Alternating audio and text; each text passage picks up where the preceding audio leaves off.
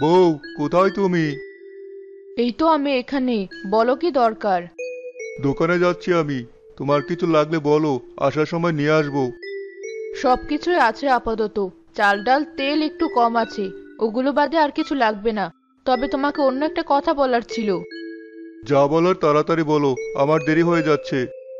সেদিন বিপুলের দোকানে গিয়েছিলাম। একটা সোনার হার খুব পছন্দ হয়েছে।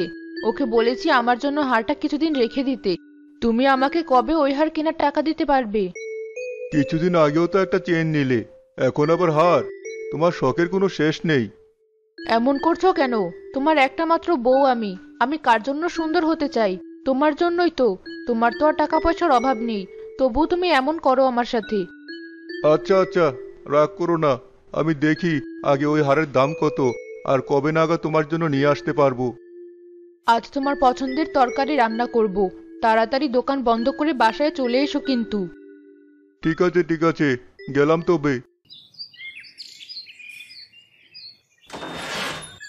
সেলিম দোকান খুলতে না খুলতেই একজন ক্রেতা এসে তার দোকানের সামনে হাজির হলো। সেলিম ভাই, আমাকে 5 কেজি চাল দিন তো। ভালো দেখে দেবেন। আমি আবার আপনাকে খারাপ চাল কবে দিলাম বলুন? সবসময় ভালো জিনিসই দেই। যেটা আমরা নিজেরা খাই সেটাই দেওয়ার চেষ্টা করি। তবুও আমার বউ বলছিল এর আগেরবার নাকি চালে অনেক পাথর পেয়েছিল। একদম হাতে ভাঙ্গা চাল বলেই তো পাথর থাকে। ও কটা পাথর একটু জেরে বেঁচে ফেলে দিলেই হয়। মেশিনে ভাঙা চালে না পাবেন কোনো পাথর, আর না পাবেন কোনো পুষ্টি। ঠিক বলেছেন। এই জন্যই সবসময় আপনার থেকেই জিনিস নেই। আচ্ছা ভাই, আপনাকে একটা কথা বলার ছিল। জি, বলুন কি বলবেন? আমাকে 1 কেজি চাল বেশি দেওয়া যাবে? মানে বাসায় মেহমান এসেছে, কিন্তু হাতে একদম টাকা নেই। তাই যদি বাকিতে একটু বেশি চাল দিতেন আমাকে। আমার ব্যবসায় একটা নিয়মই আমি অনুসরণ করি, আর সেটা হলো আমি আপনাকে তাজা তাজা জিনিস দেব, তার বদলে তাজা তাজা টাকা নেব। বাকির নাম ফাঁকি, ওসবে আমি নেই। কিন্তু আপনি তো আমাকে অনেকদিন যাবত চিনেন। আমি আপনাকে ফাঁকি দেব না, বিশ্বাস করুন। তা চিনি, কিন্তু একজনের জন্য আমি আমার এতদিনের ব্যবসার ধরন পরিবর্তন করতে পারবো না। আমাকে ক্ষমা করবেন ভাই। আচ্ছা ঠিক আছে, 5 কেজি চালই দিন তাহলে। এই নিন। আরে ওস্তাদ, আপনি চলে এসেছেন। আমি আজ তাড়াতাড়ি এসে দোকান খুলতে চেয়েছিলাম, তবুও কিভাবে যেন দেরি হয়ে গেল। তোর তো প্রতিদিনই এই এক বাহানা। তোর আশায় থাকলে আমার দোকান খুলতে হতো সকাল 10টায়। তাড়াতাড়ি আয়, দোকানের জিনিসগুলো গোছানো শুরু কর। জি ওস্তাদ, এখনই গোছাচ্ছি। তোকে যে চালে পাথর মেশাতে বলেছিলাম ওজন বাড়ানোর জন্য, কতটুকু মিশিয়েছিস?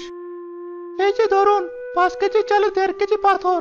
ওই বড় কালো পাথরগুলো মিশিয়েছি যেন ওজন বেশি হয়। আরে বোকা, তোকে বলেছিলাম একটু কম পাথর আর সাদা পাথরগুলো চালে মেশাতে, যেন মানুষ কম বোঝে। আর তুই করেছিস এই কাজ। এখন মানুষ এসে আমাকে অভিযোগ দিচ্ছে। ওস্তাদ, ভুল হয়ে গেছে। ভেবেছিলাম বেশি পাথর মেশালে ওজনও বেশি হবে, আর আপনিও খুশি হবেন। বেশি টাকার তো আমারও দরকার, কিন্তু এভাবে হলে তো চলবে না। মানুষ পরে আমার দোকান থেকে জিনিসই কেনা বাদ দেবে। তুই এক কাজ কর, যে বস্তায় পাথরগুলো মিশিয়েছিস সেই বস্তা থেকে পাথরগুলো বেচে ফেলে দে। বলেন কি, এত কাজ করবো এখন? হ্যাঁ, নিজে অঘটন ঘটিয়েছিস যেহেতু, এখন নিজেই সব ঠিক করবি। এই যে ভাই, আমাকে 1 কেজি আলু দিন তো। ভালো ভালো দেখে দিবেন। আপনি নিজেই নিজের পছন্দ মতো আলু বেছে নিন ভাই। এই বৌদি, ওনাকে সাহায্য কর আগে, পরে তোর কাজ করিস। জি, আসুন। এই যে এখানে সব আলু রাখা আছে।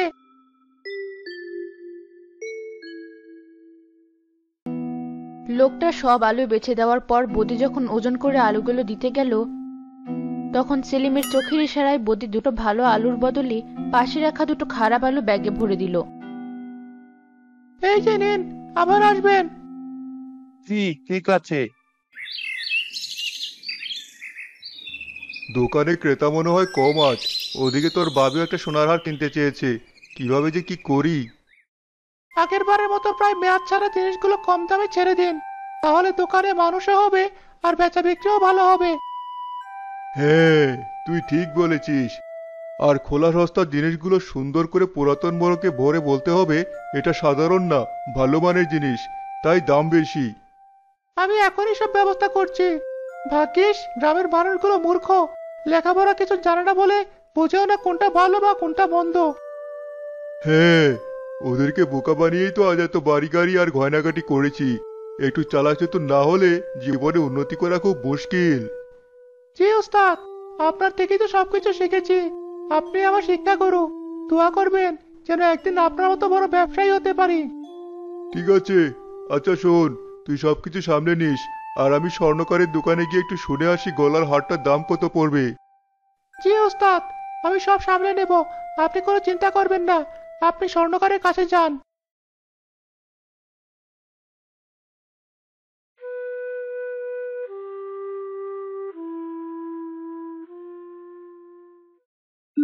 শহর থেকে আসা বল্টু গেল সেলিমের দোকানে। এই যে ভাই, আমার কি কি লাগবে এই কাগজটাতে সব লিখে এনেছি। আমাকে সব ঠিকমতো দিন তো। ঠিক আছে, একটু অপেক্ষা করুন, আমি একে একে সব দিচ্ছি। জি আচ্ছা। আপনি কি বসে বসে এতক্ষণ চালগুলো ঝাড়ছিলেন? হ্যাঁ, আমার উস্তাদ বলেছে আমাদের ক্রেতাদেরকে সবসময় সেরাটাই দিতে। বাইরে থেকে চাল কিনে আনি আমরা, না জানি কত ধুলোবালি আর ময়লা থাকে। তাই নিজেদের দায়িত্ববোধ থেকে আমরা চালগুলো পরিষ্কার করেই বিক্রি করি। আর এই জন্য বাড়তি কোনো টাকাও নেই না আমরা। আরে বাহ, এমন সেবা তো শহরেও পাওয়া যায় না। আর আপনারা গ্রামে এমন সেবা দিচ্ছেন, আবার বাড়তি কোনো টাকাও নিচ্ছেন না? জি, আপনাদের সন্তুষ্টি অর্জন করাই আমাদের আসল লক্ষ্য। কথা বলতে বলতে আপনার তালিকা থাকা সবগুলো জিনিস আমি ব্যাগে ভরে দিয়েছি। বেশ ভালো, বেশ ভালো। আমি একটু দেখে নিচ্ছি সব ঠিকঠাক আছে কিনা। জি, দেখে নিন। প্রায় 5 বছর ধরে এই কাজ করি আমি। কিছু যে বাদ যায়নি আমি নিশ্চিত। ঠিক আছে, কিন্তু আমি একটু খুঁতখুঁটে স্বভাবের তো, তাই একটু যাচাই বাছাই করে জিনিস কিনতে পছন্দ করি। কোনো সমস্যা নেই। আমি 1 কেজি আটা চেয়েছিলাম। এখানে 1 কেজি আটাই আছে তো? হ্যাঁ, অবশ্যই। বিশ্বাস না হলে আমি আবার আপনাকে মেপে দেখাচ্ছি, দাঁড়ান। জি দেখান। আর হ্যাঁ, প্যাকেট সহ আটা মাপার পরে প্যাকেট থেকে আটাগুলো বের করে অন্য কোনো পলিথিনে মেপে দেখান। আচ্ছা, দেখাচ্ছি।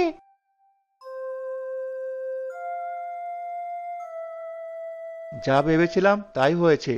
প্যাকেট সহ মাপলে ওজন ঠিক দেখায়, আর প্যাকেট ছাড়া মাপলে কম। আচ্ছা, এই তেলের বোতলটা এমন পুরনো লাগছে কেন? আর তেলের রংটা অন্যরকম মনে হচ্ছে। আসলে গ্রামের মানুষেরা এত বড় তেলের বোতল সহজে নেয় না তো, তাই ভেতরে রাখা ছিল এই বোতলটা। এর জন্য আমার পুরনো লাগছে। দাঁড়ান, আমি অন্য দোকান থেকে এমন একটা তেলের বোতল এনে তুলনা করছি।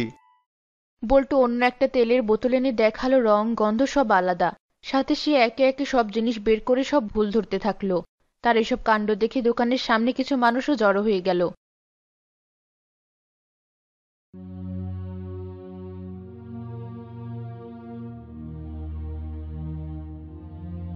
বিশ্বাস করুন, আমি ইচ্ছে করে কিছু করিনি। দোকানে তো ভালো মন্দ দুই ধরনের জিনিসই থাকে। আপনার কপাল খারাপ, তাই ভুলে এমন 2-4টে জিনিস পড়ে গেছে। এছাড়া আমাদের দোকানটা সবচেয়ে পুরনো দোকান এই বাজারে। দামে কম আর মানে ভালো জিনিসই দেই আমরা সব সময়। হ্যাঁ, বৌদি তো ঠিকই বলেছে। ওদের দোকানে তো আমরা সেই কবে থেকে চিনি, কিন্তু আপনাকে তো চিনলাম না। কোথা থেকে এসে শুধু শুধু দোষ করে বের করছেন? সেটাই তো, মনে হয় আমাদের সাথে আপনার কোনো শত্রুতা আছে, নয়তো আপনার এমন করার কথা না। আমি দুদিনের অতিথি, আমার আবার কার সাথে কি শত্রুতা থাকবে? আমি হিসেব করে চলা মানুষ, কারো কাছে ঠকতে চাই না বলে সব জিনিস যাচাই বাছাই করে কিনি। আপনারা এই দোকানদারকে অন্ধবিশ্বাস করেন, বুঝতে পেরেছি। আমি আপনাদেরকে বোঝাচ্ছি কিভাবে কি দিয়েছেন তিনি আমাকে।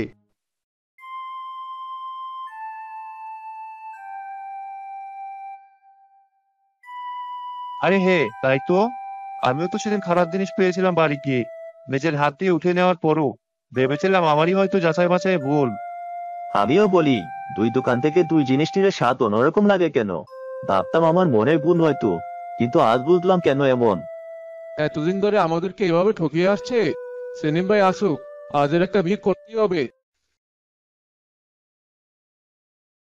কি হয়েছে? আজ এত ক্রেতা আমার দোকানে কি করতে আসলো? ভাই, আপনাদের চালাকি এতদিনে বুঝতে পারলাম আমরা। অনেক বোকা বানিয়েছেন আমাদেরকে। আপনাদের উপর বিশ্বাস করে আজ সবাই এত বড় ধরাটা খেলাম। মানে কি? কে কিভাবে ধরা খেলো? আমি তো কিছুই বুঝতে পারছি না।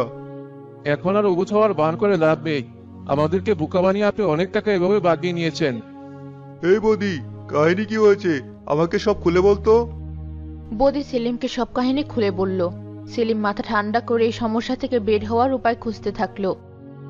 বুঝেছি, আপনাদের মাথায় আমাকে নিয়ে এখন অনেক প্রশ্ন। আসলে এখানে আমার কোনো দোষ নেই, বৌদিকে কাজে রাখার পর থেকে এই সমস্যা হচ্ছে। মানে ওস্তাদ, এসব কি বলছেন? আমি তো আপনার শেখানো পথেই চলেছি সব সময়। আমাকে যেভাবে যা করতে বলেছেন সেভাবে সব করার চেষ্টা করেছি। এখন তুই আমাকে মৃত্যু প্রমাণ করতে চাইছিস? তুই যখন দুবেলা ঠিকমতো খেতে পারতি না, তখন কে তোর খাওয়ার ব্যবস্থা করেছে? তোকে নতুন জীবন দিয়েছে কে? জি আপনি। তাহলে আবার মুখে মুখে তর্ক করছিস যে? তোকে যে আমি বের করে দিচ্ছি না এখনো, সেটাই তোর ভাগ্য। ভুল হয়ে গেছে ওস্তাদ। কিন্তু কথা সেটা না, আসল কথা হলো সেলিম তো অনেকদিন থেকে আপনার দোকানে কাজ করছে। এসব ভুল আগে আপনার চোখে পড়েনি কেন? আবার এখনো আপনি বৌদিকে দোকান থেকে বের করতে চাইছেন না? কাহিনীটা কি? সবই মায়া আর অন্ধবিশ্বাস, বুঝলেন তো? আমি ওকে নিজের ছেলের মতো ভেবেছিলাম।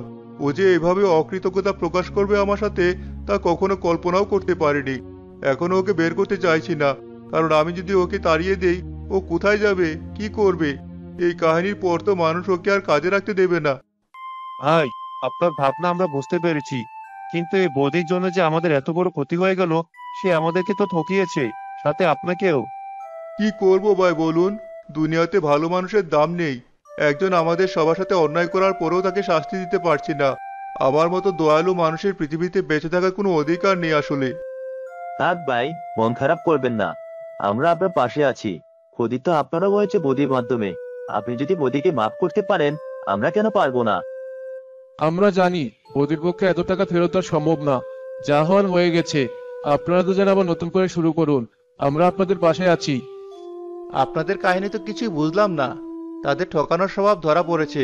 কোথায় তাদেরকে শাস্তি দেবেন আপনারা, তা না করে উল্টো সহানুভূতি দেখাচ্ছেন? এখানে সবারই ভুল আছে, শুধু শুধু সেলিম ভাইকে দোষারোপ করার মানে নেই। কিন্তু এই ভুলটা তো হয়েছে তার দায়িত্বহীনতার কারণে। এসব ভেজাল খাদ্যদ্রব্যের কারণে আজ পর্যন্ত আমাদের যে বড় কোনো ক্ষতি হয়নি, সেটা আপনাদের ভাগ্য। তাই আপনারা সময় থাকতে সাবধান হয়ে যান। আপনি এই গ্রামে নতুন এসেছেন, আপনি ওদেরকে চিনেন না মানুষ হিসাবে। বৌদি ছোট মানুষ, তাই একটা ভুল করে ফেলেছে। আর সেলিম ভাইকে তো আমরা আগে থেকেই চিনি। তিনি বড্ড বেশি সরল মানুষ বলে অনিচ্ছাকৃতভাবে এই ভুলটা হয়ে গেছে। এমন ভুল তাদের দ্বারা আর কখনো হবে না। কি বলেন সেলিম ভাই? হ্যাঁ ভাই, একদম ঠিক কথা বলেছেন। এই গ্রামে আমরা সবাই একটা পরিবারের মতো। আমরা যা খাই তা আপনাদেরকেও খাওয়াই। এমন ভুলের জন্য আমরা আপনাদের কাছে ক্ষমা প্রার্থী। এই বৌদি, ক্ষমতা সকলের কাছে। জি জি, আপনারা আমাকে ক্ষমা করে দিন। আমি আর এমন ভুল কখনো করব না। আর আমি আগে যা বলেছি সব মিথ্যে বলেছি। আমার ওস্তাদের কোনো দোষ নেই, সব দোষ আমার। এত সহজে যে ওদেরকে ছেড়ে দিচ্ছেন আপনারা? ওরা আবার একই ভুল বারবার না করলেই হলো। যাই হোক, আমার কি, আমি এসেছি কদিনের জন্য এই গ্রামে বেড়াতে। আমার ছুটি শেষ হলে আমি চলে যাব। বাকিটা আপনাদের বোঝার দায়িত্ব। আমি আর এই দোকান থেকে কিছু কিনবো না।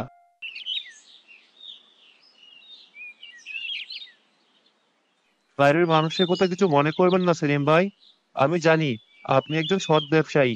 ভুল মানুষের দ্বারাই হয়। আপনি আবার নতুন করে শুরু করুন, আমরা আপনার পাশে আছি। ধন্যবাদ ভাই। আপনাদের কথায় আমি আবার নতুন করে প্রেরণা পেলাম। এমন ভুল আর কখনো হবে না। আমার পাশে থাকার জন্য সবাইকে ধন্যবাদ। এখন আপনারা যে যার কাজে ফেরত যেতে পারেন।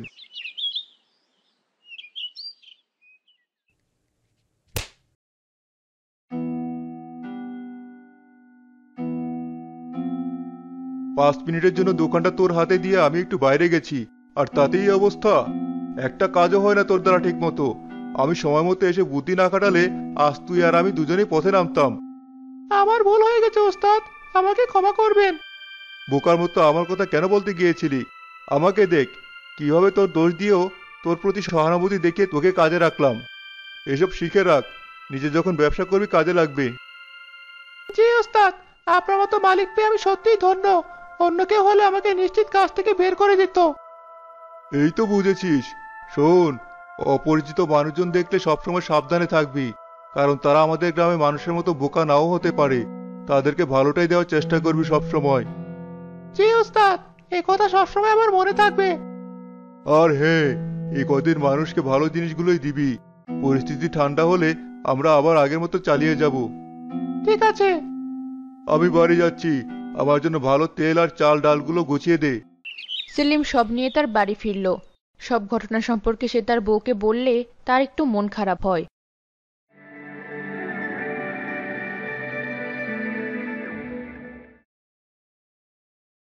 বৌদি, অনেকদিন পার হয়ে গেছে সেই ঘটনার পর। মানুষ এতদিনে ভুলে গেছে সব। আবার তুই আগের মতো তোর কাজ শুরু কর। আচ্ছা ওস্তাদ। ও, আজ বেশ সস্তায় অনেকগুলো তেল পেয়েছি। জানি না ভালো হবে কিনা খারাপ। নেব কি? নিয়ে নে। এমনিতেই ব্যবসা এতদিন বেশ ক্ষতি পোহাতে হয়েছে। এখন একেবারে একটু বেশি লাভ না করলে ক্ষতি পোষাবে না। এত কিছু দেখার সময় নেই। ঠিক আছে ওস্তাদ, আপনি বলেছিলেন বাড়িতে ভাবি আজ পিঠা বানাবে, তাই তেল লাগবে। ওই যে ওই বোতলতে ভালো তেল রেখে দিয়েছে আপনাদের জন্য। ঠিক আছে, তুই কাজে মনোযোগ দে। আমি হিসেব শেষ করে একটু পর নিয়ে যাচ্ছি ওই তেল। ঠিক আছে ওস্তাদ। বদি নতুন তেল এনে সেটা পুরনো বোতলে ভরে সেলিমের জন্য রাখা তেলের বোতলের পাশে রাখলো, আর সেলিম ভুলে সেই বোতল নিয়ে বাড়ি চলে গেল। মা, হয়েছে তেলে পিঠা ভাজা, আমাকে তাড়াতাড়ি দাও।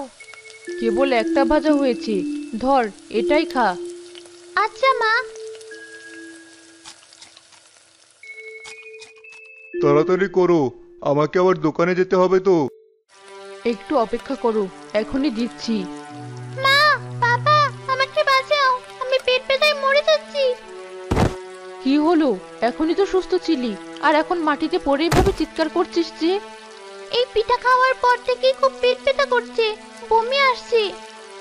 আমি ভুলে অন্য তেলের বোতলটা নিয়ে চলে আসিনি তো। চল, তোকে তাড়াতাড়ি ডাক্তারের কাছে নিয়ে যাই।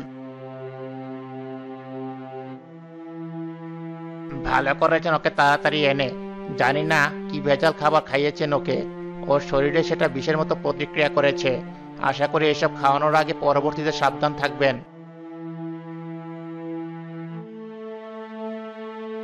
অন্যকে ঠকাতে গিয়ে আজ নিজে ঠকতে বসেছিলাম সারা জীবনের মতো। একটু বেশি মুনাফা পাওয়ার লোভে আমি আর অন্য মানুষের সাথে চালাকি করব না, তাদেরকে ঠকানোর চেষ্টা করব না। সৃষ্টিকর্তা আমাকে শেষবারের মতো সুযোগ দিয়েছেন, আমি এই সুযোগ নষ্ট করব না। সেলিম এরপর থেকে চতুরতা বাদ দিয়ে সৎভাবে ব্যবসা করতে থাকলো।